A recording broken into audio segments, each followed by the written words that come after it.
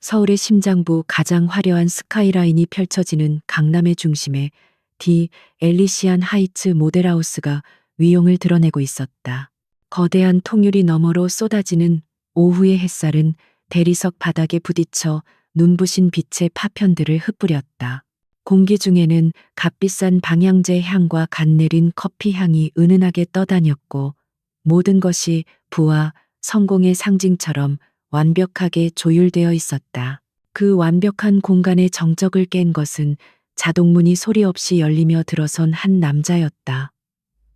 남자의 등장은 잘 짜인 연극 무대에 갑자기 나타난 이질적인 소품 같았다. 그의 발끝부터 머리끝까지 이 고고한 공간과는 어울리지 않는 거친 현장의 흔적들이 고스란히 묻어 있었다. 값비싸 보이는 등산화는 희미한 흙먼지로 덮여 있었고, 단정한 디자인의 작업복, 재킷 어깨에도 미세한 시멘트 가루가 앉아 있었다. 모델하우스 중앙에서 고객을 기다리던 영업팀 직원들의 시선이 일제히 그에게로 향했다. 그들의 눈에는 노골적인 의아함과 경계심 그리고 희미한 경멸감이 뒤섞여 있었다. 잠깐의 웅성거림이 오갔다. 저 사람은 누구지? 길을 잘못 들었나? 혹시 근처 공사장의 인부가 휴식 시간을 착각하고 들어온 것은 아닐까? 그들의 수군거림은 작았지만 날카로운 바늘처럼 공간을 찔렀다. 남자는 주변의 시선에 전혀 개의치 않는 듯했다. 그는 마치 자신의 집안뜰을 거닐 듯 익숙하고 당당한 걸음으로 거대한 단지 모형도 앞으로 다가섰다. 그의 시선은 화려한 외관이나 조경이 아닌 모형도의 가장 깊숙한 곳, 건물의 구조와 배치동과 동 사이의 간격 같은 근본적인 요소들을 꿰뚫어 보고 있었다.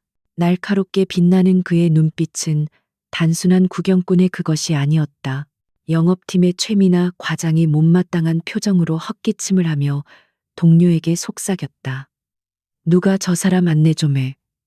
여기는 아무나 들어오는 곳이 아니라고 정중하게 알려줘. 그녀의 말에 다른 직원들은 슬쩍 시선을 피하거나 못 들은 척 서류를 뒤적였다. 누가 봐도 돈이 될 것 같지 않은 고객에게 시간을 낭비하고 싶지 않은 기색이 역력했다. 그들에게 고객은 곧 실적이었고, 남자의 행색은 실적과는 거리가 멀어 보였다. 그때 영업팀 가장 구석진 자리에 앉아있던 한서연이 조용히 자리에서 일어났다. 입사한 지 이제 겨우 석 달째인 그녀는 아직 모든 것이 낯설고 어려웠지만, 선배들의 노골적인 무시와 차별적인 태도에는 동의할 수 없었다. 고객의 외모로 가치를 판단하는 것은 그녀가 배운 프로의 자세가 아니었다. 그녀는 단정하게 유니폼 매무새를 가다듬고 남자에게 다가갔다. 엘리시안 하이츠에 오신 것을 환영합니다. 고객님, 찾으시는 정보가 있으시면 안내해 드리겠습니다. 한서연의 목소리는 부드럽고 차분했다. 그녀의 눈에는 다른 직원들과 같은 경멸이나 의심 대신 순수한 호의와 직업적인 책임감이 담겨 있었다. 남자는 잠시 모형도에서 시선을 들어 그녀를 바라보았다. 꾸밈 없는 단정한 얼굴과 흔들림 없는 눈빛이 인상적이었다. 남자는 짧게 고개를 끄덕였다. 가장 안쪽 한강이 바로 보이는 빌라동에 대해 듣고 싶습니다. 그의 목소리는 낮고 묵직했으며 이상하게도 사람을 집중시키는 힘이 있었다. 한서연은 잠시 놀랐다. 그가 지목한 곳은 디 엘리시안 하이츠 내에서도 가장 비싸고 프라이빗한 VVIP들만을 위한 최고급 단독 빌라 부지였기 때문이다. 선배들은 저 남자가 뭘 알겠냐며 비웃었지만 그는 정확히 핵심을 짚어냈다. 한서연은 자신의 놀라움을 감추고 곧바로 전문적인 태도로 돌아왔다. 네, 고객님. 이쪽으로 오시면 더 자세한 유닛을 보실 수 있습니다. 그녀는 남자를 가장 안쪽에 마련된 프라이빗 라운지로 안내했다. 그들이 움직이는 동안에도 다른 직원들의 비웃음 섞인 시선은 끈질기게 따라붙었다. 한서연 씨도 참 딱하네. 저런 사람한테 시간을 쏟다니. 실적 채우려면 아직 멀었어. 라운지에 들어서자 한서연은 태블릿 PC를 이용해 빌라의 조감도와 내부 구조 사용된 자재에 대한 상세한 정보를 보여주기 시작했다. 그녀의 설명은 막힘이 없었고 단순히 외워둔 정보를 읊는 것이 아니라 각 공간의 장점과 철학을 진심으로 이해하고 전달하려는 노력이 엿보였다. 그녀는 불필요한 미사여구나 과장된 칭찬 대신 정확한 데이터와 팩트에 기반한 정보를 전달했다. 남자는 팔짱을 낀 채 조용히 그녀의 설명을 들었다. 그는 간간히 날카로운 질문을 던졌다. 기초 공사에 사용된 콘크리트의 압축 강도 수치는 어떻게 됩니까? 외벽 마감재는 어느 회사 제품을 사용했죠? 내화성과 방음 성능에 대한 시험 성적서를 볼 수 있습니까? 지하, 주차장부터 세대까지 이어지는 보안 시스템의 작동 방식이 궁금합니다. 질문들은 하나같이 일반적인 구매자들이 궁금해할 만한 것들이 아니었다. 한서연은 당황했지만 물러서지 않았다.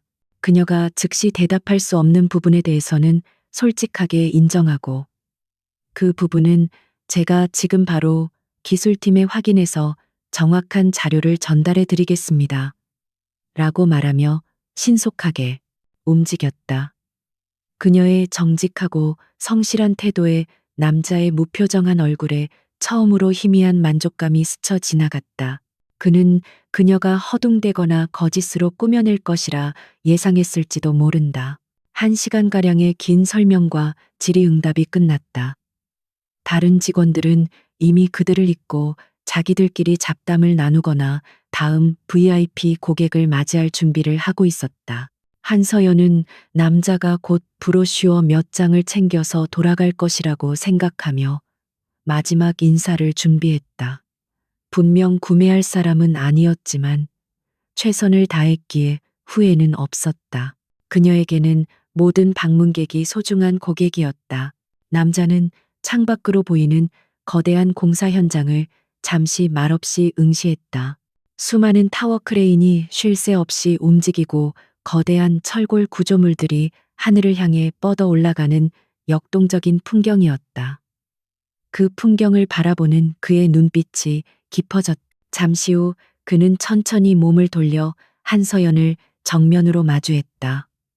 그리고는 누구도 예상하지 못했던 말을 너무나도 평온한 어조로 내뱉었다. 저기 보이는 빌라동 A블록 1호부터 10호까지 전부 계약하겠습니다. 그 말은 마치 고요한 호수 한가운데 떨어진 거대한 바위 같았다. 한서연은 자신의 귀를 의심했다. 그녀는 눈을 동그랗게 뜨고 남자를 바라보았다. 잘못 들은 것이라고, 농담일 것이라고 생각했다. A블록의 빌라는 한 채당 가격이 수십억 원을 호가하는 그야말로 성채와 같은 곳이었다.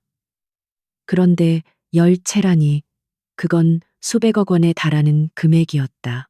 그녀의 혼란스러운 표정을 읽었는지 남자가 덧붙였다. 계약에 필요한 모든 절차는 지금 당장 진행하고 싶군요. 그의 목소리에는 단 한치의 망설임이나 장난기도 없었다. 그 순간 라운지 밖에서 그들의 대화를 어깨너머로 엿듣고 있던 최미나 과장을 비롯한 모든 직원들의 얼굴이 하얗게 굳어버렸다. 잡담 소리가 멎고 숨막히는 정적이 모델하우스 전체를 지배했다. 한서연은 간신히 정신을 차리고 떨리는 목소리로 물었다. 고객님 혹시 성함과 연락처를 알 수 있을까요? 남자는 재킷 안주머니에서 낡은 가죽 명함 지갑을 꺼내 명함 한 장을 건넸다. 명함에는 화려한 로고나 디자인 없이 단정한 고딕체로 단 3글자만 적혀 있었다. 그리고 그 아래에는 은성그룹 회장이라는 직함이 선명하게 새겨져 있었다. 강태준. 대한민국 건설업계의 살아있는 신화, 거대한 은성그룹을 맨손으로 일궈낸 입지전적인 인물.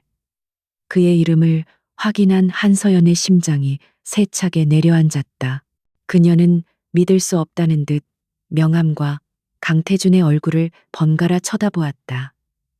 강태준은 그런 그녀의 반응은 아랑곳하지 않고 마지막으로 자신의 요구사항을 분명히 했다. 그리고 이 계약의 모든 과정은 처음부터 끝까지 오직 한서연 씨를 통해서만 진행하겠습니다. 이 점 분명히 해주십시오. 강태준의 마지막 말이 모델하우스의 값비싼 대리석 바닥 위로 무겁게 내려앉았다. 그가 건넨 명함 한 장이 만들어낸 파장은 실로 엄청났다. 은성그룹 회장. 그 이름 세 글자가 가진 무게는 대한민국 경제계에 몸담은 사람이라면 누구나 아는 것이었다. 방금 전까지 먼지투성이 인부 취급을 하던 남자가 사실은 구름 위의 존재였다는 사실에 직원들은 경악을 금치 못했다. 정적을 깬 것은 영업팀의 총괄 책임자인 박성민 부장이었다. 그의 얼굴은 처음에 당혹감에서 탐욕스러운 기쁨으로 다시 질투와 분노가 뒤섞인 복잡한 표정으로 순식간에 변했다. 그는 거의 비명에 가까운 목소리로 외치며 한서연에게 달려들었다. 뭐 하는 거야? 어서 회장님을 VIP 라운지 안쪽으로 모시지 않고. 그는 마치 자신이 이 모든 상황의 주인공인 양 거들먹거리며 강태준에게 90도로 허리를 꺾어 인사했다. 아이쿠 회장님, 제가 미처 알아보지 못했습니다. 이 귀한 분을 응대하는 데 있어 미숙한 신입사원에게만 맡겨둘 수는 없지요. 이 계약은 제가 직접 한치의 오차도 없이 완벽하게 처리하도록 하겠습니다. 박성민은 기름을 바른 듯 번지르르한 미소를 지으며 한서연이 들고 있던 태블릿 PC를 가로채려 했다. 그의 눈에는 거대한 실적에 대한 노골적인 욕망이 이글거렸다. 하지만 강태준의 반응은 냉담했다. 그는 박성민에게 눈길조차 주지 않은 채 오직 한서연만을 바라보며 말했다. 내 귀가 잘못됐나, 박 부장. 방금 내 대리인은 한서연 씨라고 분명히 말한 것 같은데. 그의 목소리에는 서늘한 강철의 감촉이 묻어 있었다. 내 결정에 이의가 있다면 지금 말하는 게 좋을 거요. 계약 전체를 재고해 볼 테니. 그 말은 정중했지만 그 안에 담긴 위압감은 실로 대단했다. 박성민의 얼굴이 새하얗게 질렸다. 수백억 원짜리 계약이 자신의 섣부른 행동 하나로 날아갈 수도 있다는 공포가 엄습했다. 그는 꿀먹은 벙어리처럼 입을 꾹 다물고 어색하게 물러섰다. 주변에서 이 광경을 지켜보던 다른 직원들은 고소하다는 듯한 표정과 한편으로는 한서연을 향한 지독한 질투의 시선을 동시에 보내고 있었다.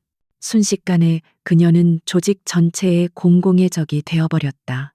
강태준은 다시 한서연에게 시선을 돌렸다. 그의 눈빛은 아까보다 한결 부드러워져 있었다. 자, 그럼 계약실로 안내해 주시겠습니까? 한대리, 그는 일부러 그녀의 이름 뒤에 대리라는 직급을 붙여주었다. 그녀의 권위를 공식적으로 인정하고 다른 누구도 이 일에 개입하지 말라는 무언의 경고였다. 한서연은 세차게 뛰는 심장을 애써 진정시키며 고개를 끄덕였다. 네, 회장님, 이쪽입니다. 계약실로 향하는 짧은 복도를 걷는 동안 한서연은 등 뒤에 수십 개의 날카로운 바늘이 밝히는 듯한 따가운 시선을 느꼈다. 박성민의 분노에 찬 눈빛, 동료들의 시기 어린 속삭임이 그녀를 올가매는 듯했다. 하지만 그녀는 걸음을 멈추지 않았다.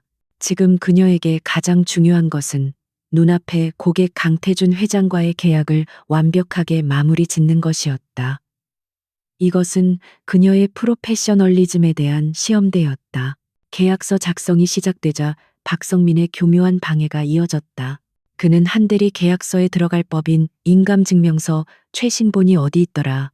자네가 좀 찾아오게라며 그녀를 밖으로 내보내려 하거나 이쪽으로 와서 회장님 드실 차 좀 최고급으로 다시 내와.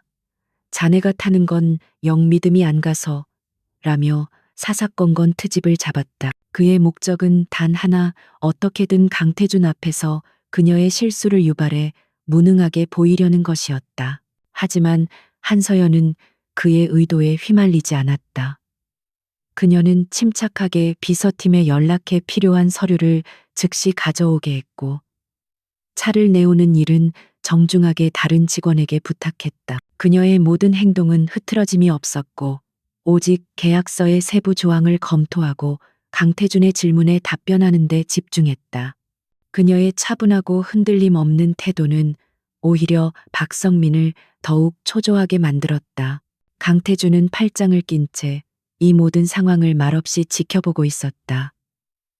그는 박성민의 유치한 방해 공작과 그에 맞서는 한서연의 의연한 대처를 흥미롭게 관찰했다.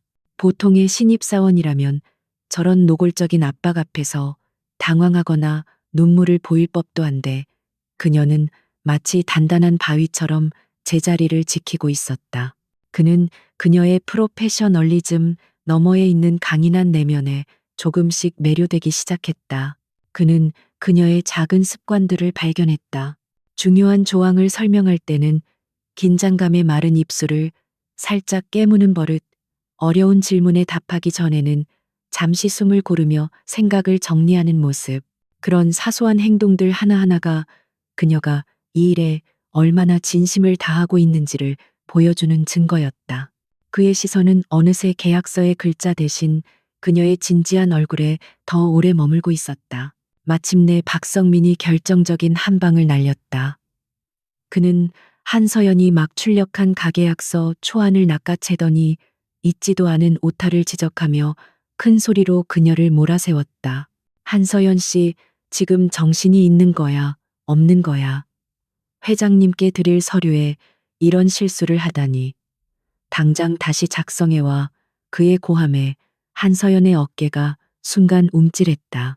그녀의 얼굴에 처음으로 당혹감과 수치심이 스쳐 지나갔다. 그 순간 줄곧 침묵을 지키던 강태준이 입을 열었다. 그의 목소리는 낮았지만 회의실 전체를 얼어붙게 할 만큼 차가웠다. 박 부장. 그는 박성민을 쳐다보지도 않은 채 말했다. 수백억짜리 계약을 진행하는 데 필요한 것은 조용한 환경과 집중력이야. 당신처럼 불필요한 소음을 만드는 사람이 아니라. 그는 자리에서 일어나 문을 가리켰다.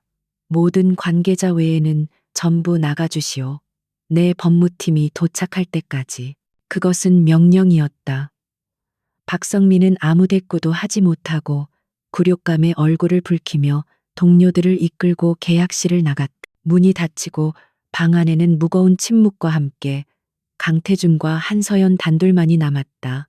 그녀는 자신을 위해 나서준 그에게 고마움을 느꼈지만, 한편으로는 거대한 존재 앞에서 한없이 작아지는 자신을 발견했다. 그녀는 떨리는 손으로 그에게 새로 내온 차를 따랐다. 강태준은 그녀의 떨림을 놓치지 않았다. 그는 찻잔을 받으며 나지막이 말했다. 힘든 환경 속에서도 중심을 잃지 않는군. 칭찬할 만해. 그것은 단순한 칭찬이 아니었다. 그녀의 내면을 정확히 꿰뚫어 본 자의 인정이었다.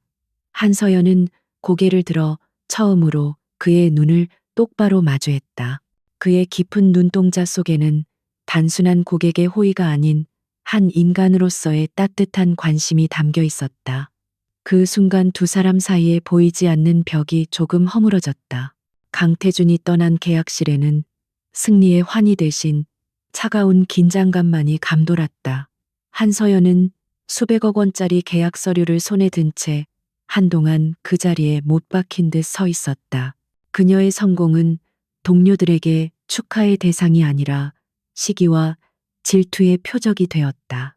모델하우스를 나서는 그녀의 등 뒤로 쏟아지는 날, 선 시선들은 마치 날카로운 칼날처럼 그녀의 연약한 어깨를 파고드는 듯했다. 그날 밤 디 엘리시안 하이츠의 화려한 조명이 모두 꺼진 후에도 박성민 부장의 사무실만은 환하게 불이 켜져 있었다. 그는 모니터 앞에 앉아 집요하게 강태준과 은성그룹에 대한 정보를 검색하고 있었다. 화면에 떠오르는 기사들과 기업 정보들은 그를 더욱 깊은 절망과 탐욕의 구렁텅이로 몰아넣었다. 강태준은 단순한 부자가 아니었다. 그는 대한민국 건설업계를 호령하는 거인이었다. 박성민의 손이 부들부들 떨렸다. 그가 놓친 것은 단순히 거액의 커미션이 아니었다. 은성그룹 회장과의 연결고리, 그것은 곧 상상할 수 없는 부와 명예로 이어지는 동아줄이었다. 그런데 그 동아줄을 입사한 지 석 달밖에 안 된 애송이 한서연이 꿰차버렸다. 끓어오르는 분노와 굴욕감에 그는 이성을 잃을 지경이었다. 그는 주먹으로 책상을 내리쳤다. 한서연, 감히 내 것을 그는 이대로 물러설 수 없었다. 그는 강태준에게 직접 접근할 수 없다는 사실을 냉정하게 인지했다. 그렇다면 방법은 하나뿐이었다.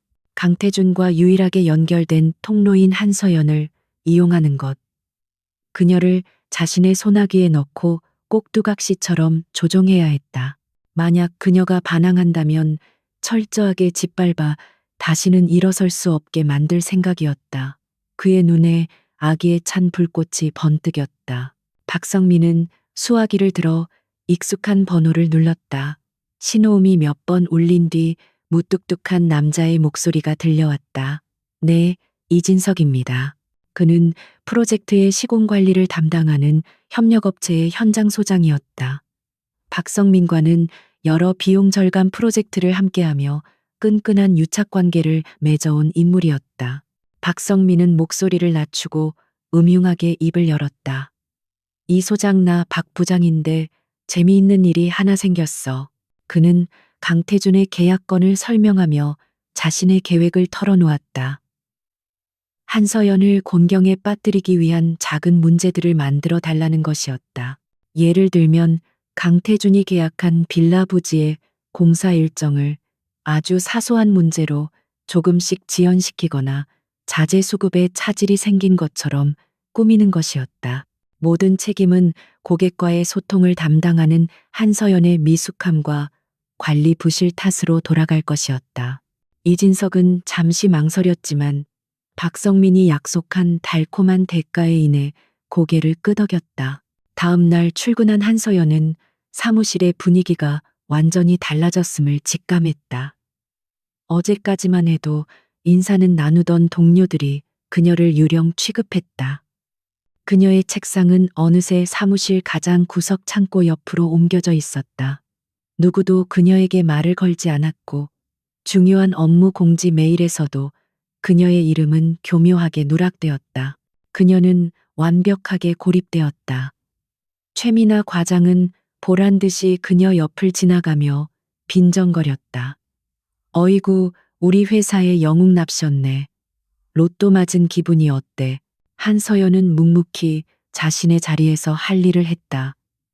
그녀는 주변의 따돌림에 상처받았지만 주저앉을 수는 없었다. 오히려 그럴수록 더욱 일에 몰두했다. 강태준 회장의 계약 관련 서류들을 몇 번이고 다시 검토하고 빌라의 설계 도면과 시공 스케줄을 밤늦게까지 공부했다. 그녀에게 잃은 자신을 지키는 유일한 갑옷이자 무기였다. 그녀의 성실함은 그녀를 향한 비난 속에서 더욱 단단해지고 있었다. 오후가 되자 박성민이 그녀를 자신의 사무실로 호출했다. 그의 태도는 어제와는 180도 달라져 있었다.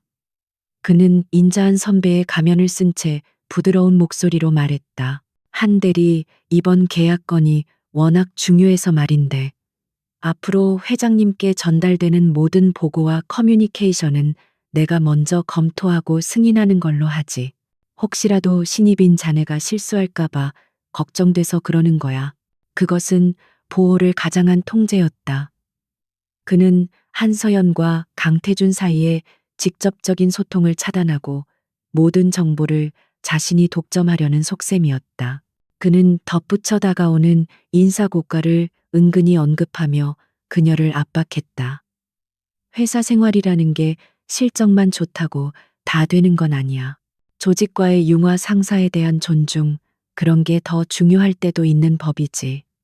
내 말 무슨 뜻인지 알겠나? 한서연은 그의 말에 담긴 서늘한 협박을 느꼈다. 하지만 그녀는 반박하거나 동요하지 않았다. 단지 조용히 고개를 숙이며 대답했다. 네, 부장님. 회사 방침에 따르겠습니다. 그녀의 순종적인 태도에 박성민은 만족스러운 미소를 지었다. 그는 한서연이 자신의 통제하에 들어왔다고 확신했다. 그러나 그는 그녀의 침묵이 굴복이 아닌 더 큰 싸움을 준비하기 위한 숨고르기라는 사실을 알지 못했다. 같은 시각 서울의 스카이라인이 한눈에 내려다 보이는 은성그룹 회장실. 강태준은 비서실장인 김동현에게서 간략한 보고를 받고 있었다. 회장님, 디 엘리시안 하이츠와의 가계약은 문제없이 처리되었습니다. 담당자인 한서연 씨가 서류를 아주 꼼꼼하게 준비했습니다. 강태준은 말없이 고개를 끄덕였다. 그러더니 그는 무심한 척 질문 하나를 던졌다. 거기 영업팀 책임자가 박성민 부장이라고 했나? 그 사람에 대한 평판은 좀 어떤가? 그의 질문은 결코 우연이 아니었다. 그는 이미 그날 계약실에서 박성민의 저열한 인성을 간파했다. 자신의 중요한 프로젝트를 그런 자의 손에 노란하게 할 생각은 추호도 없었다. 김동현은 즉시 그의 의도를 파악하고 대답했다. 네, 회장님. 즉시 알아보도록 하겠습니다. 강태준의 거대한 체스판 위에서 박성민은 이미 위험한 졸에 불과했다. 그날 밤 텅 빈 사무실에 홀로 남아 야근을 하던 한서연의 컴퓨터에 메일 한 통이 도착했다. 발신인은 현장 소장 이진석이었다. A7 빌라 부지 기초공사 관련 예상치 못한 연약 집안 발견으로 인한 공기 지연 안내. 내용은 간결하고 사무적이었다. 하지만 한서연은 알 수 없는 불안감에 휩싸였다. 박성민의 거대한 거미줄이 보이지 않는 곳에서부터 처지기 시작했고, 그녀는 그 거미줄의 한가운데에 서 있었다. 며칠 뒤 한서연은 강태준의 비서실장으로부터 연락을 받았다. 내용은 회장님께서 빌라 10채의 전체적인 인테리어 콘셉트 방향에 대해 논의하고 싶어 하시니 저녁 식사를 함께하며 미팅을 하자는 것이었다. 지극히 업무적인 용건이었지만 한서연은 당혹스러움을 감출 수 없었다. 그런 논의는 보통 실무팀과 하는 것이지 그룹 회장이 직접 나서는 경우는 극히 드물었다. 그녀는 정중하게 사무실에서 뵙는 것이 좋겠다고 제안했지만 김 비서실장은 회장님께서 외부 일정이 늦게 끝나시는 관계로 부득이하게 저녁 시간을 요청하셨습니다라며 완곡하지만 단호하게 거절했다. 거스를 수 없는 제안이었다. 그녀는 결국 무거운 마음으로 약속을 수락했다.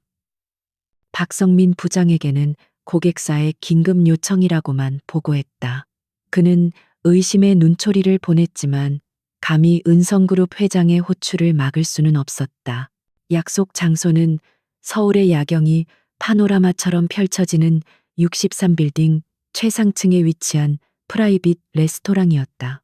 한서연은 자신이 가진 옷 중에 가장 단정한 투피스를 차려입었지만 눈부신 샹들리에와 값비싼 예술품들로 장식된 레스토랑 입구에 서자 자신이 초라하게 느껴졌다.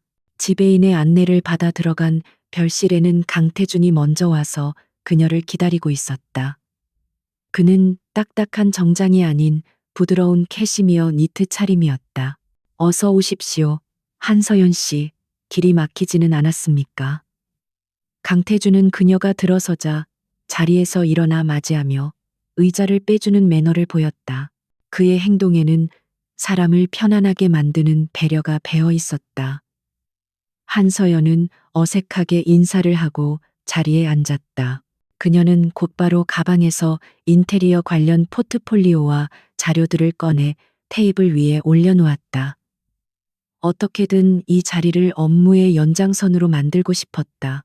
하지만 강태준은 그녀의 조급한 마음을 아는지 모르는지 자료에는 눈길도 주지 않은 채 메뉴판을 그녀 앞으로 내밀었다.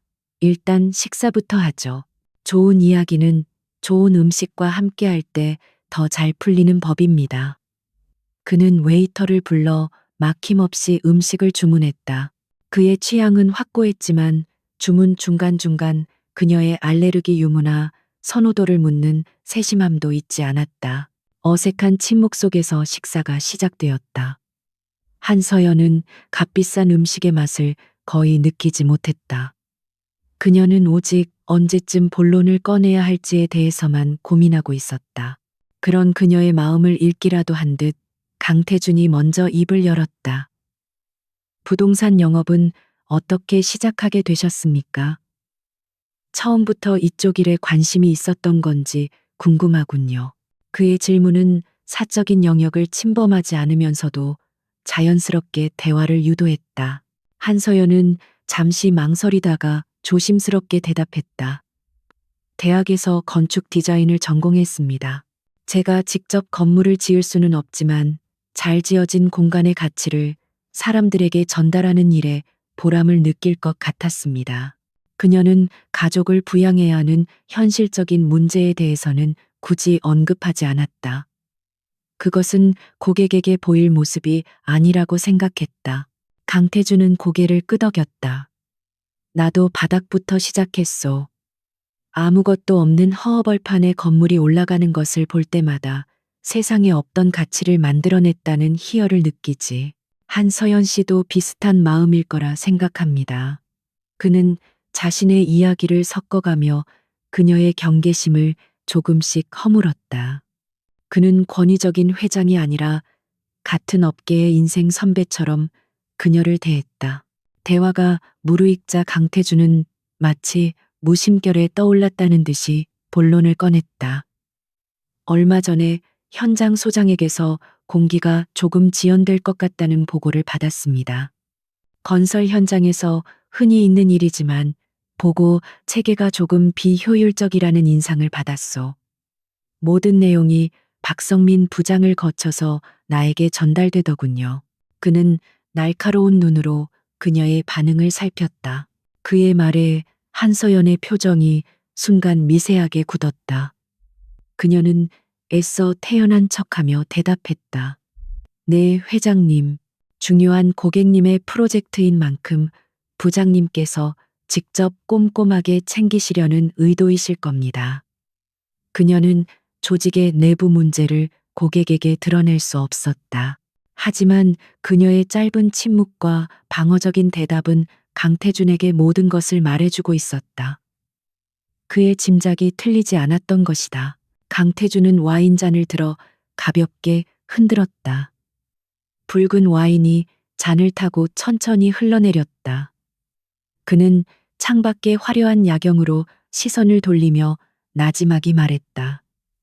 한서연 씨, 큰 조직은 때로는 보이지 않는 곳에서부터 병들기 시작합니다.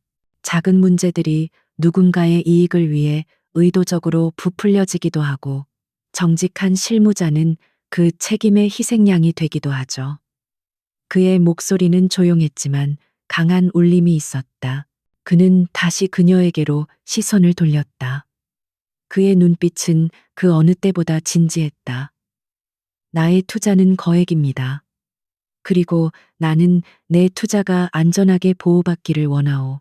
그러기 위해서는 투명하고 신뢰할 수 있는 소통 창구가 필요하지. 그 창구는 바로 한서연 씨요. 그는 잠시 말을 끊었다가 결정적인 한마디를 덧붙였다. 앞으로 프로젝트 진행 과정에서 불필요한 장애물이나 비상식적인 문제가 발생한다고 판단되면 주저하지 말고 내 비서실로 직접 연락하시오. 내 자산을 지키기 위한 정당한 권리라고 생각하면 될 겁니다. 그것은 노골적인 제안이었지만 그녀의 자존심을 지켜주는 완벽한 명분을 만들어준 제안이기도 했다. 그는 개인적인 호의가 아닌 투자자의 권리라는 이름으로 그녀에게 강력한 방패를 쥐어주었다. 한서연은 더 이상 자신의 감정을 숨길 수 없었다. 그녀의 눈시울이 뜨거워졌다. 이 거대한 도시에서 철저히 혼자라고 느꼈던 순간들 부당함에 맞서 싸울 용기조차 내지 못했던 지난날들이 스쳐 지나갔다. 식사가 끝나고 강태준은 레스토랑 입구까지 그녀를 배웅했다. 그는 미리 대기시켜둔 차에 그녀를 태우며 말했다. 오늘 나눈 이야기는 우리 둘만의 비밀로 합시다. 그 말은 그녀를 보호하기 위한 마지막 배려였다. 택시를 타고 돌아오는 내내 한서연은 창밖으로 스쳐 지나가는 도시의 불빛을 보며 깊은 생각에 잠겼다. 오늘 저녁 식사는 단순한 업무 미팅이 아니었다. 그것은 고립무원의 성에 갇힌 그녀에게 던져진 구원의 밧줄이자 반격의 신호탄이었다. 강태준과의 저녁 식사 이후 한서연은 보이지 않는 방패를 얻은 듯 마음이 한결 든든해졌다. 하지만 현실은 여전히 냉혹했다. 박성민의 교묘한 괴롭힘은 날이 갈수록 심해졌고 그녀는 여전히 사무실의 투명인간이었다. 그는 강태준과의 직접적인 소통 창구를 자신이 독점했다는 사실에 만족하며 이제 한서연을 완전히 제거하기 위한 결정적인 한 방을 준비하고 있었다. 기회는 생각보다 빨리 찾아왔다. 박성민은 강태준이 계약한 빌라 10채의 내부 마감재 선정과 관련하여 복잡한 추가 계약서 및 부속 합의서를 작성했다. 수십 페이지에 달하는 서류 뭉치 속 그는 아주 교묘하고 악의적인 독소 조항 하나를 숨겨두었다. 자재 수급 지연 시 발생하는 모든 페널티는을 시행사이 책임지나 그 원인이 가분성그룹과의 소통 부재 및 업무 착오로 인한 것임이 밝혀질 경우 해당 프로젝트 담당자가 모든 민영사상의 책임을 진다는 내용이었다. 그 조항은 언뜻 보면 지극히 합리적인 책임 소재 규정처럼 보였다. 하지만 박성민은 이미 현장, 소장, 이진석과 짜고 특정 수입 자재의 통관을 의도적으로 지연시킬 계획을 세워두었다. 모든 것이 계획대로 진행된다면 자재 수급은 지연될 것이고 그 책임은 소통 부재와 업무 착오를 일으킨 담당자, 즉 한서연에게 고스란히 돌아가게 될 터였다. 그녀를 업계에서 영원히 매장시킬 수 있는 완벽한 덫이었다. 박성민은 두꺼운 서류 뭉치를 들고 한서연을 불렀다. 그는 아주 다급하고 중요한 일이라는 듯이 연기했다. 한대리, 지금 은성그룹 법무팀에서 긴급하게 요청 온 서류야. 오늘 오후까지 날인이 완료되어야 한다고 하네. 내용 검토는 내가 이미 마쳤으니 자네는 서명만 받아서 바로 전달하도록 해. 시간이 없어 서둘러. 그는 그녀가 내용을 자세히 들여다볼 시간을 주지 않으려는 듯 재촉했다. 한서연은 서류를 받아들었다. 순간 강태준이 했던 경고가 뇌리를 스치고 지나갔다. 불필요한 장애물과 비상식적인 문제. 그녀는 불길한 예감에 휩싸였다. 자리에 돌아온 그녀는 박성민의 눈을 피해 필사적으로 서류를 읽어내려갔다. 하지만 빼곡하게 들어찬 법률 용어와 전문적인 시공 관련 조항들 속에서 그가 숨겨놓은 덫을 발견하기란 쉽지 않았다. 시간은 흐르고 박성민의 압박은 거세졌다. 강태준에게 받은 비상 연락망을 사용해야 할까? 그녀는 수없이 고민했다. 하지만 확실한 증거도 없이 단지 느낌이 이상하다는 이유만으로 그룹 회장의 비서실에 연락하는 것은 엄청난 결례이자 월권 행위처럼 느껴졌다. 만약 자신의 의심이 틀렸다면 그녀는 회사 내에서 망신을 당하는 것은 물론이고 강태준의 신뢰마저 잃게 될 것이었다. 그녀는 결국 자신의 직감을 누르고 상사의 지시에 따르기로 결정했다. 그녀는 무거운 마음으로 서류를 공식 업무 채널을 통해 은성그룹 법무팀으로 발송했다. 메일이 발송되는 순간 그녀는 자신이 돌이킬 수 없는 실수를 저지른 것만 같은 깊은 자괴감에 빠졌다. 박성민은 그런 그녀의 모습을 사무실 한쪽에서 지켜보며 회심의 미소를 지었다.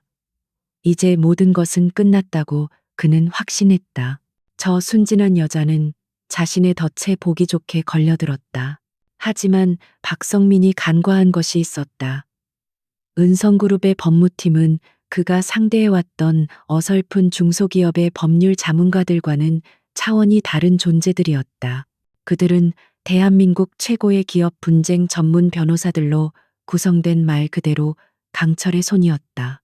서류를 검토하기 시작한 지 불과 10분도 채 되지 않아 팀의 수석 변호사인 차현정의 날카로운 눈이 문제의 독소 조항을 발견했다. 그녀는 즉시 관련 시공 일정과 자재 발주 현황을 교차 확인했다.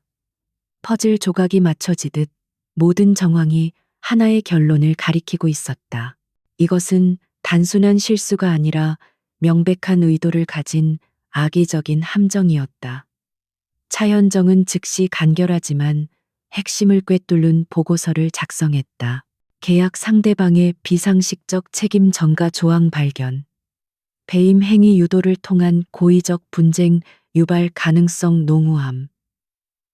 보고서는 김동현 비서실장을 통해 즉시 강태준에게 전달되었다. 보고서를 읽는 강태준의 표정에는 아무런 변화가 없었다. 하지만 그의 주변 공기는 얼음장처럼 차갑게 식어내렸다. 그는 박성민의 유치한 수작과 그 안에 담긴 저열한 의도를 단번에 간파했다. 자신의 소중한 프로젝트를 망치려는 시도이자 자신이 신뢰를 보낸 한 사람을 파멸시키려는 음모였다. 분노가 치밀었지만 그는 감정을 드러내지 않았다. 지금 소란을 피우는 것은 뱀을 놀라게 해 풀숲으로 숨게 만드는 어리석은 짓일 뿐이었다. 강태준은 펜을 내려놓고 그림자처럼 서 있는 김동현 비서실장에게 나지막이 명령했다. 덫은 조잡하지만 그 배짱 하나는 흥미롭군. 그는 잠시 창밖을 바라보았다. 이 계약서에 대해서는 아무런 반응도 하지 마. 우리가 눈치채지 못한 것처럼 그대로 둬. 그의 목소리는 강철처럼 차갑고 단단했다. 대신 지금부터 박성민 부장에 대한 전면적인 비밀 사찰에 착수하게. 그의 재산 내역 교우 관계 그리고 디 엘리시안 하이츠와 관련된 모든 협력업체와의 거래 기록까지, 특히 현장 소장 이진석이라는 자를 집중적으로 파악해. 나는 이 거미 한 마리가 아니라 거미줄 전체를 보고 싶어. 그의 명령은 선전포고였다. 그날 밤 박성민은 자신의 사무실에서 값비싼 위스키를 홀짝이며 완벽한 승리를 자축하고 있었다. 그는 한서연의 경력이 곧 끝장날 것이며 모든 공은 자신에게 돌아올 것이라고 굳게 믿었다. 같은 시각 한서연은 초조하게 책상에 앉아 자신이 저지른 실수에 대한 답신을 기다리고 있었다. 그녀는 자신이 거대한 폭풍의 도화선이 되었다는 사실을, 그리고 보이지 않는 곳에서 은성그룹의 거대한 힘이 그녀를 보호하기 위해 움직이기 시작했다는 사실을 전혀 알지 못했다. 사냥은 이미 시작되고 있었다. 강태준의 명령이 떨어진 그 순간부터 은성그룹의 그림자 속에서 은밀하고 정교한 기계가 작동하기 시작했다. 비서실장 김동현은 그룹 내에서도 가장 유능하고 충성심 높은 인물들로 구성된 특별 감사팀을 소집했다. 그들은 평범한 직장인이 아니었다. 전직 국정원 요원 회계법인의 에이스, 그리고 IT 보안 전문가들로 이루어진 강태준 회장만을 위해 움직이는 비밀스러운 조직이었다. 그들의 첫 번째 목표는 박성민의 자금 흐름이었다. 팀의 회계 분석가들은 밤낮으로 컴퓨터에 매달려 수만 건의 금융 데이터를 분석했다. 그리고 마침내 거미줄처럼 얽힌 검은 돈의 흐름을 포착해냈다. 박성민은 자신의 아내와 처남의 이름으로 여러 개의 유령 회사를 설립해두고 있었다. 그리고 디 엘리시안 하이츠의 여러 협력업체들로부터 거액의 자문료나 컨설팅비 명목으로 돈을 받아온 정황이 드러났다. 특히 현장 소장 이진석이 운영하는 하청업체로부터 가장 꾸준하고 거액의 자금이 흘러 들어오고 있었다. 돈의 흐름은 명백한 증거였지만 강태준이 원하는 것은 그 이상이었다. 그는 그들이 어떤 방식으로 공금을 빼돌리고 있는지 그 구체적인 범죄의 실체를 원했다. 감사팀의 외근 요원들이 이진석과 박성민의 뒤를 24시간 밀착 감시하기 시작했다. 며칠간의 잠복 끝에 결정적인 단서가 잡혔다. 박성민과 이진석이 강남의 한 고급 룸살롱에서 은밀하게 만나는 장면이 감시팀의 고성능 카메라에 포착된 것이다. 방음 시설이 완벽한 곳이었지만 한 요원이 웨이터로 위장해 그들의 방에 들어가는데 성공했다. 그의 넥타이 핀에 숨겨진 초소형 녹음기는 두 사람의 추악한 대화를 남김없이 기록했다. 이번에 강 회장 빌라에 들어갈 독일제 수전, 그거 국산 중저가 제품으로 바꿔치기 하면 얼마가 남는 줄 알아. 서류 조작이야. 내가 전문이지. 품질 보증서랑 시험 성적서 위조하는 건 일도 아니야. 박 부장님은 커미션이나 두둑이 챙겨주시면 됩니다. 그들의 대화는 충격적이었다. 그들은 단순히 공사비를 부풀리는 수준을 넘어 최고급 주택의 핵심 자재를 값싼 저질품으로 바꿔치기 하고 있었다. 김동연의 조사는 거기서 멈추지 않았다. 그는 이진석의 회사가 납품한 다른 자재들의 명세서를 입수해 분석했다. 그러자 더욱 심각한 문제들이 드러났다. 그들은 눈에 잘 띄지 않는 조경시설이나 지하층의 마감재, 심지어는 일부 비내력벽의 보강 철근까지 규격 미달의 값싼 자재로 사용한 정황이 포착되었다. 건물의 안전을 심각하게 위협하는 수준은 아니었지만 대한민국 최고급 주택이라는 명성을 송두리째 무너뜨릴 수 있는 명백한 사기 행위였다. 같은 시간 한서연은 아무것도 모른 채 하루하루를 지옥 속에서 버티고 있었다.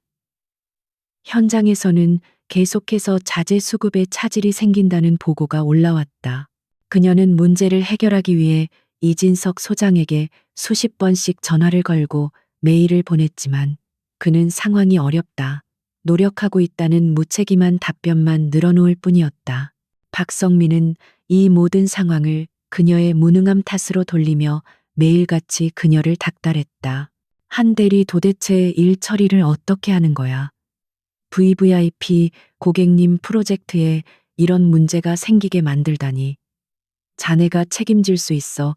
그의 질책에 그녀는 고개를 숙일 수밖에 없었다. 그녀는 매일 밤 사무실에 남아 해결책을 찾기 위해 고군분투했다. 그녀가 느끼는 압박감과 스트레스는 극에 달했지만 강태준 회장의 얼굴을 떠올리며 간신히 무너지지 않고 버텼다. 그녀는 이 모든 것이 자신을 시험하는 거대한 시련이라고 생각했다. 김동연 비서실장은 수집된 모든 증거들을 정리해 강태준에게 중간 보고를 올렸다. 서류와 사진 그리고 녹취 파일을 확인하는 강태준의 얼굴은 분노를 넘어선 차가운 경멸감으로 가득 찼다. 그가 평생을 바쳐 쌓아 올린 품질과 신뢰라는 가치를 벌레 같은 자들이 좀먹고 있었다. 이것은 단순한 비리를 넘어 그의 자존심과 그의 제국에 대한 정면 도전이었다. 김동연이 조심스럽게 물었다. 회장님이 증거들을 가지고 즉시 법적 조치를 취할까요? 박성민과 이진석을 당장 구속시킬 수 있습니다. 하지만 강태준의 생각은 달랐다. 그는 더 큰 그림을 보고 있었다. 아니, 지금 저들을 쳐내면 꼬리 자르기에 불과해. 저들 뒤에 있는 더 큰 몸통이 있을 수도 있고, 무엇보다 저들이 저지른 죄의 대가를 완벽하게 치르게 할 수 없어. 그의 눈이 서늘하게 빛났다. 그는 전략을 세웠다. 그들이 내 빌라의 자재를 바꿔치기 하고 있다고 했나? 좋아, 그대로 두게. 그들이 스스로의 무덤을 더 깊게 파도록 내버려둬. 우리는 그들이 범죄를 저지르는 현장을 그들의 손에 더러운 자재가 들려있는 그 순간을 덮칠 걸세. 누구도 빠져나갈 수 없는 완벽한 물증이 필요해. 그는 자신의 미끼를 이용해 더 큰 고기를 낚으려는 것이었다. 강태준의 결정에 따라 감사팀의 임무는 단순한 조사에서 결정적 증거 확보로 전환되었다. 그들은 박성민과 이진석이 자재를 바꿔치기 할 정확한 날짜와 시간을 파악하기 위해 더욱 정교하게 움직이기 시작했다. 한편 아무것도 모르는 한서연은 박성민으로부터 긴급 프로젝트 진행 상황 점검 회의에 참석하라는 통보를 받았다. 그녀는 마침내 자신이 모든 책임을 뒤집었을 심판의 날이 왔다고 직감했다. 그녀는 자신이 강태준이 짜놓은 거대한 사냥의 무대 위로 올라서고 있다는 사실을 꿈에도 생각지 못했다. 강태준은 박성민의 비리 네트워크 전체를 일망타진하기로 결심했다.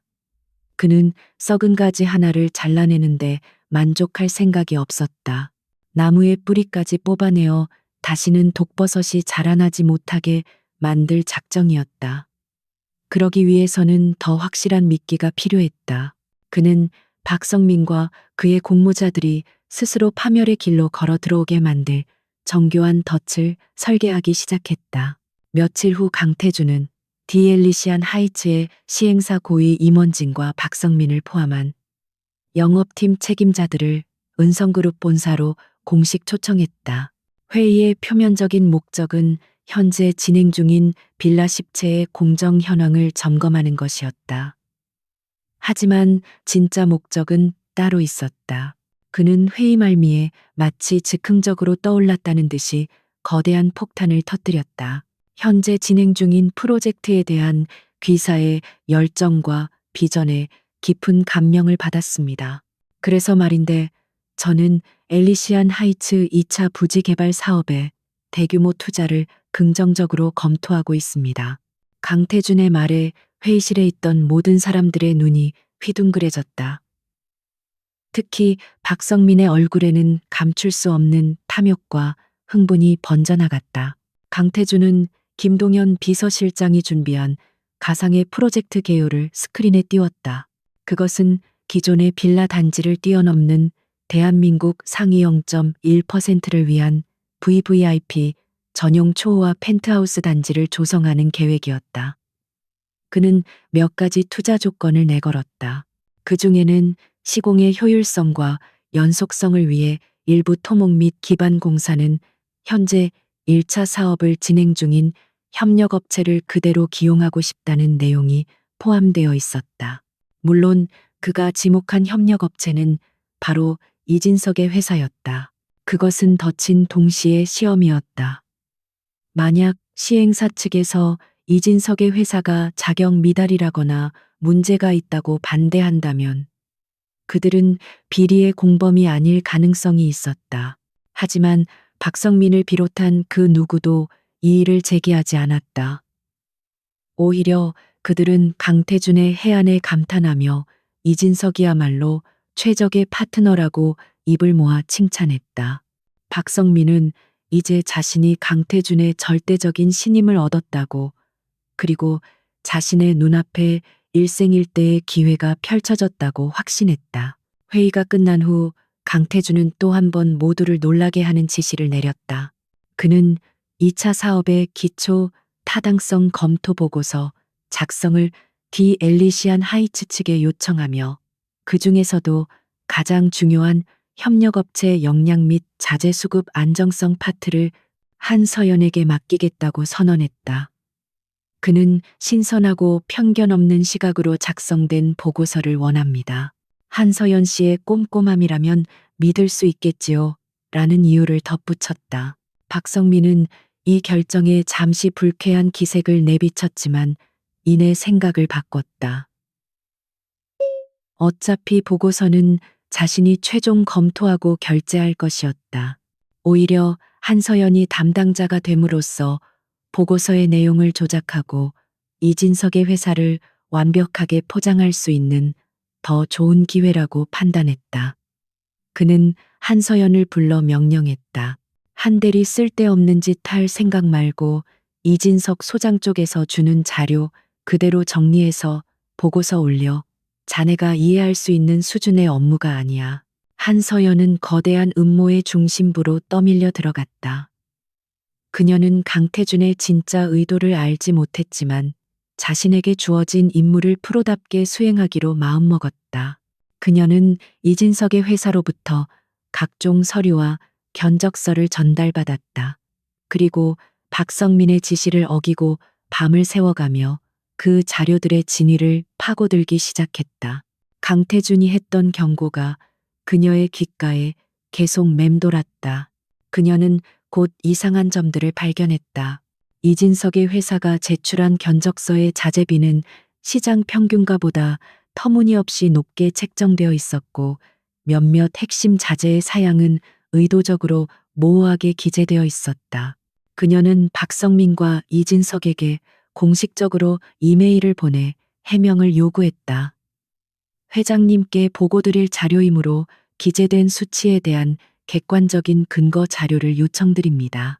그녀의 집요한 질문에 박성민은 짜증을 냈다. 한대리, 지금 내 지시를 거역하는 건가? 시키는 대로만 해. 자꾸 일을 복잡하게 만들지 마. 그의 협박에도 한서연은 물러서지 않았다. 그녀는 자신의 모든 질문과 그들의 회피하는 답변이 담긴 이메일들을 차곡차곡 저장해 두었다. 그것이 자신을 지킬 유일한 증거가 될 것이라고 직감했기 때문이다. 그녀는 그들이 자신을 얕보고 있다는 사실을 역이용하고 있었다. 며칠 후 한서연은 마침내 보고서를 완성했다.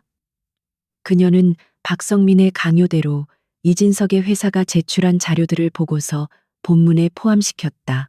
하지만 그녀는 보고서의 맨 마지막에 추가 검토 필요 사항이라는 제목의 별첨 페이지를 추가했다.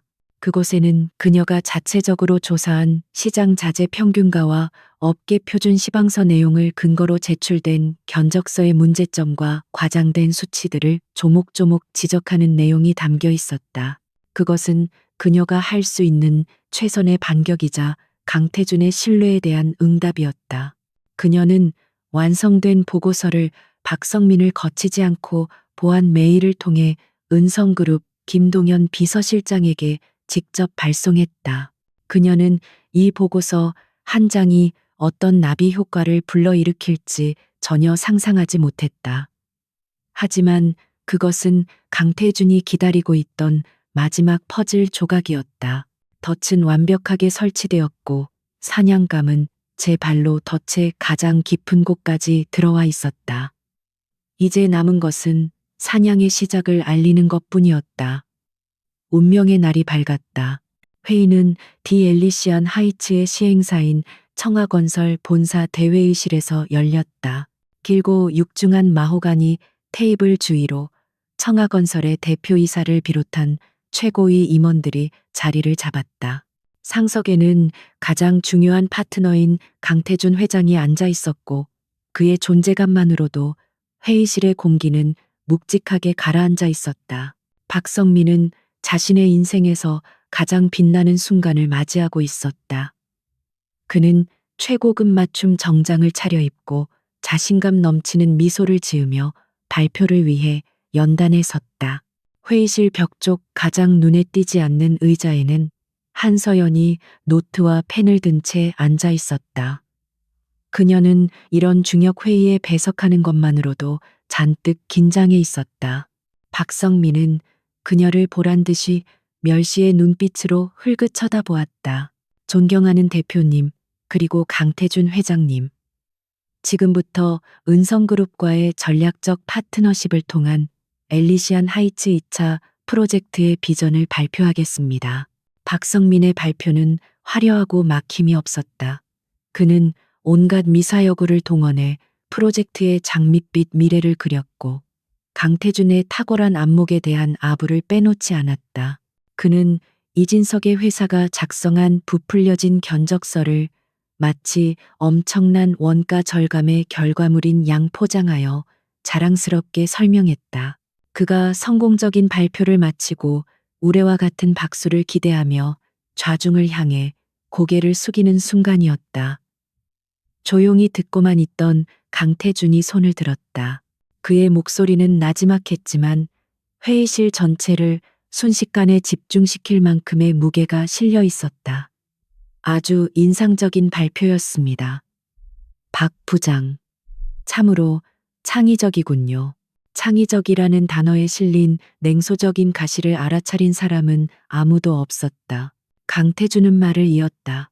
논의를 이어가기 전에 저도 여러분과 공유하고 싶은 자료가 몇 가지 있습니다. 박 부장님의 완벽한 보고서에 대한 작은 보충 자료라고 생각해 주시면 좋겠습니다. 그의 신호에 김동현 비서실장이 자리에서 일어나 회의실의 조명을 어둡게 하고 노트북을 대형 스크린에 연결했다. 자중은 무슨 일인가 싶어 호기심 어린 눈으로 스크린을 바라보았다. 첫 화면에 나타난 것은 박성민의 이름이 중앙에 적힌 복잡한 계좌 흐름도였다. 수십 개의 차명 계좌와 유령 회사를 거쳐 이진석의 회사로부터 흘러들어온 검은 돈의 경로가 붉은 선으로 선명하게 표시되어 있었다. 그리고 스피커를 통해 찢어질 듯한 정적을 깨고 룸살롱에서 그들이 나눴던 추악한 대화의 녹음 파일이 울려 퍼지기 시작했다. 독일제 수전을 국산으로 바꿔치기 하면 회의실은 물을 끼얹은 듯 조용해졌다. 임원들의 얼굴에서 호기심이 사라지고 경악과 충격이 떠올랐다. 박성민은 연단 위에서 석고상처럼 굳어버렸다. 스크린에는 쉴 새 없이 증거들이 쏟아졌다. 한밤중에 건설 현장으로 반입되는 규격 미달의 자재들을 찍은 감시 카메라 영상 위조된 시험 성적서와 진본을 나란히 비교해 놓은 자료 부풀려진 세금 계산서와 실제 거래 내역에 차액을 분석한 보고서. 청하건설 대표이사의 얼굴은 하얗게 질렸다가 이내 시뻘게 달아올랐다. 그는 자신의 회사, 자신의 프로젝트에서 이런 끔찍한 일이 벌어지고 있었다는 사실에 대한 배신감과 분노로 주먹을 부들부들 떨었다. 그의 불타는 듯한 시선이 박성민에게로 향했다. 박성민은 식은땀을 비 오듯 쏟아내며 필사적으로 변명했다. 이건 모함입니다. 저를 음해하려는 조작입니다. 하지만 그의 목소리는 설득력을 잃고 공허하게 울릴 뿐이었다. 강태준은 그의 발악을 차갑게 외면했다. 그는 마지막 결정타를 날릴 준비를 했다. 이 모든 증거들도 끔찍하지만 저를 가장 실망시킨 것은 정직한 직원의 목소리를 묵살하는 당신들의 썩어빠진 시스템입니다. 그의 신호에 따라 스크린에는 한서연이 제출했던 보고서가 나타났다. 특히 그녀가 조목조목 문제점을 지적했던 추가 검토 필요 사항 페이지가 클로즈업 되었다. 이것은 제가 한서연 씨에게 요청했던 보고서입니다. 여기 계신 그 어떤 고위 관리자도 발견하지 못한 문제의 본질을 이 젊은 직원은 자신의 양심과 전문성에 따라 정확하게 짚어냈습니다. 강태준은 자리에서 일어나 청하건설 대표이사를 향해 싸늘하게 말했다. 나는 썩은 기초 위에는 투자하지 않습니다. 이것은 단순히 한 직원의 비리가 아니라 당신들 회사 전체의 감독 시스템이 붕괴했다는 증거입니다. 그것은 사형 선고였다. 청하건설 대표이사는 자리에서 벌떡 일어나 경호팀을 향해 턱짓을 했다. 건장한 남자 2명이 넋이 나간 채 서 있는 박성민에게 다가가 그의 양팔을 거칠게 붙잡았다. 박성민은 비명을 지르며 발버둥 쳤지만 속수무책으로 회의실 밖으로 끌려나갔다.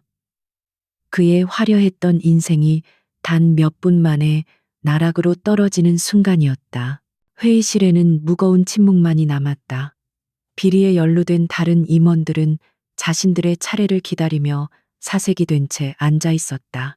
한서연은 벽에 기댄 채 이 모든 광경을 믿을 수 없다는 표정으로 바라보고 있었다. 넋을 잃은 그녀의 시선이 테이블 건너편의 강태준과 마주쳤다. 그의 눈에는 승리자의 희열이 아닌 그녀의 용기를 인정하는 조용하고 단단한 신뢰가 담겨 있었다. 길고 길었던 싸움이 마침내 끝이 났다. 폭풍이 지나간 자리는 고요했다. 박성민을 비롯한 비리 연루자들이 모두 구속되고 청하건설이 대한민국을 떠들썩하게 만든 대규모 부패 스캔들의 중심에 섰다는 뉴스가 연일 언론을 장식했다. 디 엘리시안 하이츠 모델 하우스는 유령이라도 나올 것처럼 적막감에 휩싸였다. 한때 오만과 탐욕으로 가득 찼던 공간은 이제 차가운 불안감만이 감돌았다. 동료들의 태도는 하룻밤 사이에 완전히 달라졌다.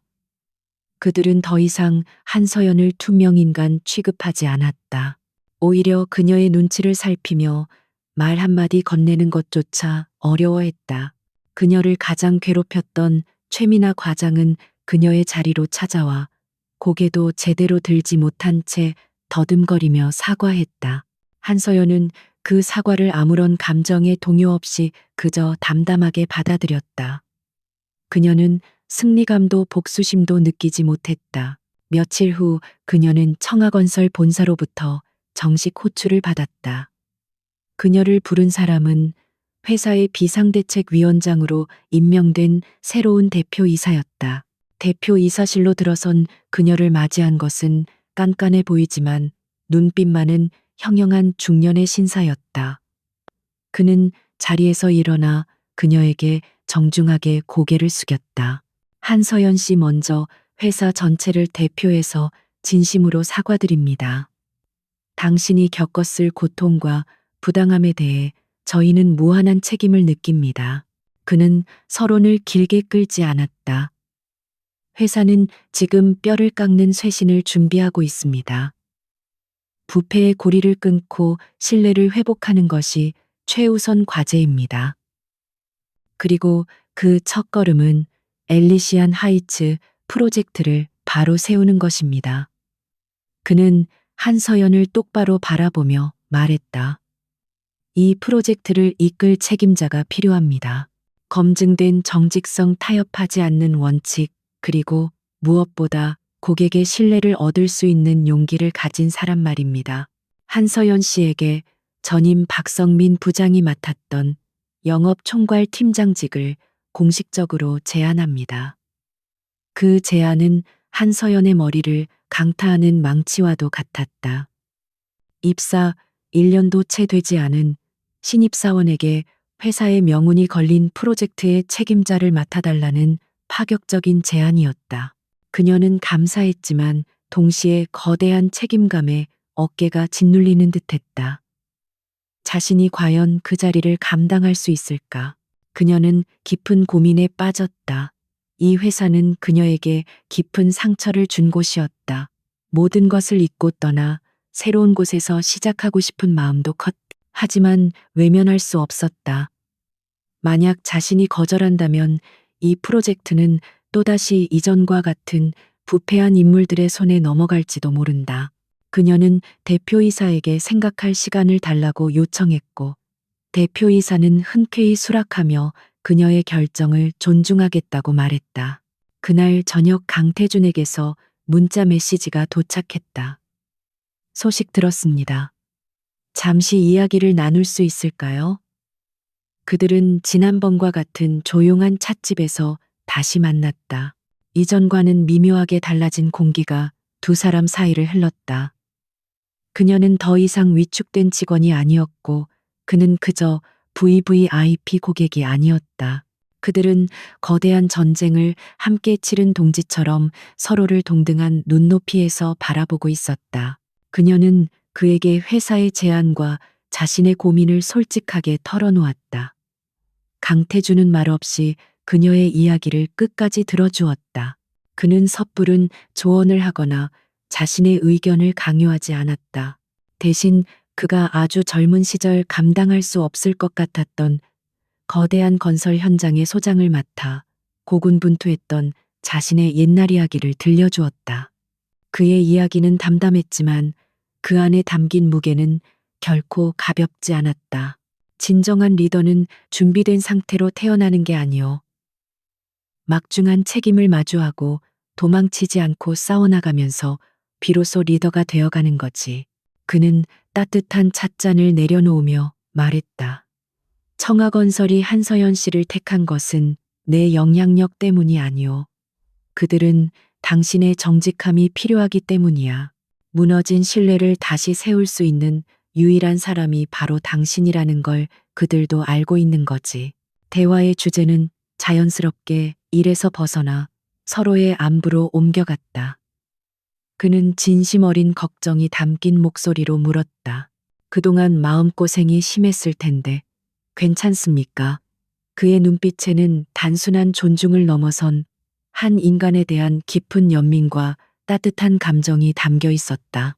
그 순간 두 사람을 가로막고 있던 마지막 벽마저 완전히 허물어졌다. 그녀는 그가 자신을 여자로서 바라보고 있음을 느꼈다. 찻집을 나서는 한서연의 마음은 놀랍도록 평온하고 명확해져 있었다.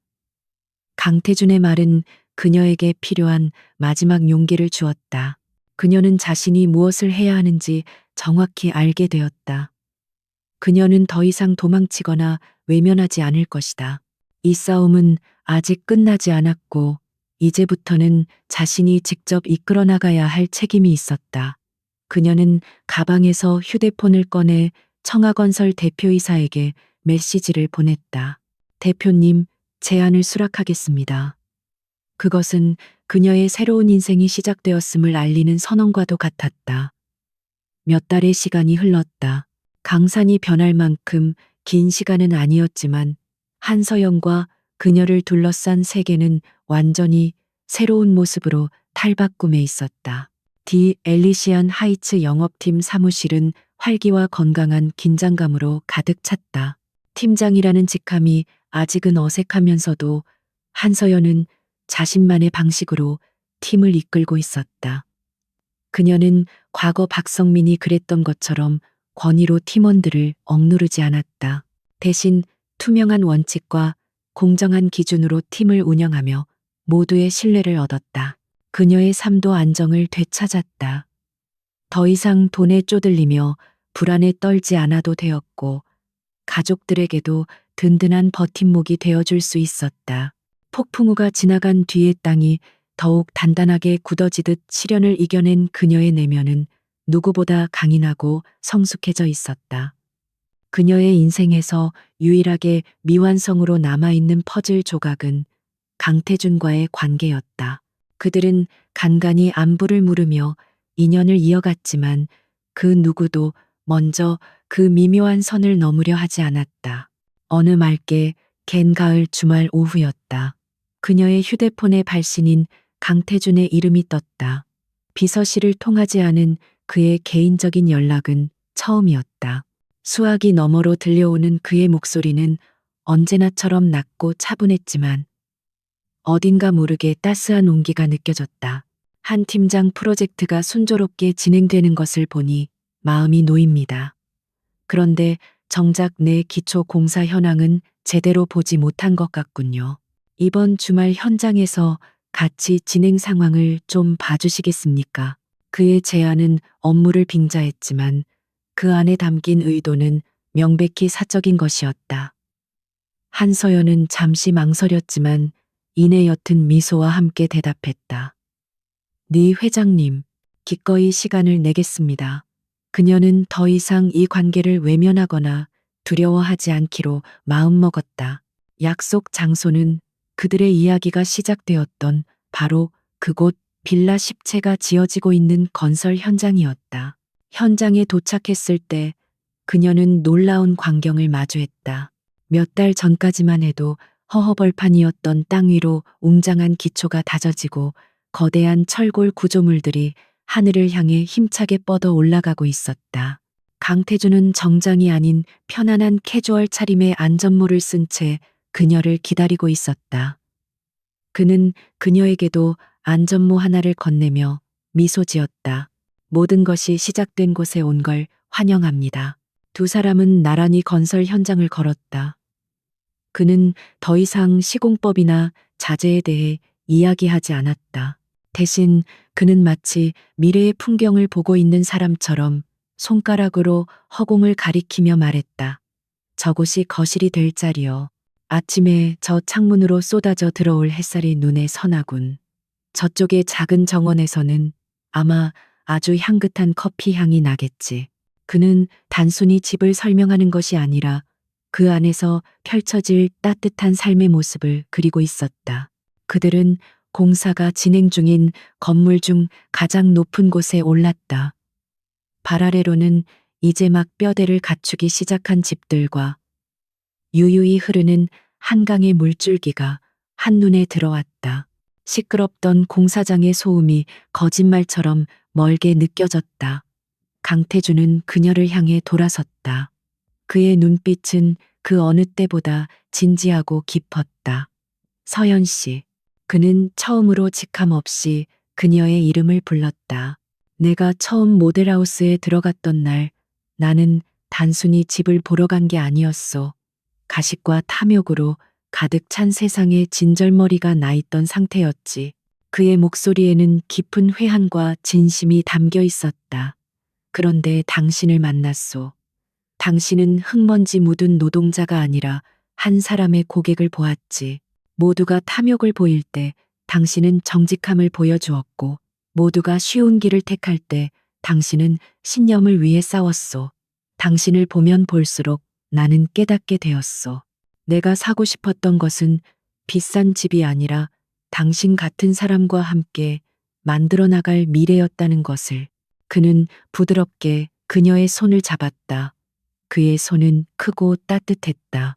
나는 빌딩과 다리를 짓는 법은 알지만 한 사람과 인생을 함께 짓는 법은 아직 서툽니다. 이 집들은 그저 시멘트와 철근 덩어리에 불과하오. 진심과 신뢰가 채워질 때 비로소 진정한 가정을 이룰 수 있겠지. 그의 시선이 그녀의 눈동자를 향했다. 서연 씨 나와 함께 그 미래를 지어주지 않겠소. 한서연은 자신을 잡은 그의 단단한 손을 내려다보았다. 그리고 다시 고개를 들어 그의 간절하고 희망에 찬 눈을 마주했다. 그녀의 얼굴에 지난날의 아픔과 그늘을 모두 씻어내는 듯한 환한 미소가 번졌다. 그녀는 어떤 말도 필요 없었다. 그저 그의 손을 더욱 힘주어 잡는 것으로 대답을 대신했다. 두 사람은 나란히 서서 이제는 투자의 대상이 아닌 그들의 사랑이 세워질 단단한 반석이 될 10개의 기초를 함께 바라보았다. 그들의 미래는 아직 쓰이지 않은 책과 같았지만 강물 위로 반짝이는 햇살처럼 눈부시게 빛나고 있었다.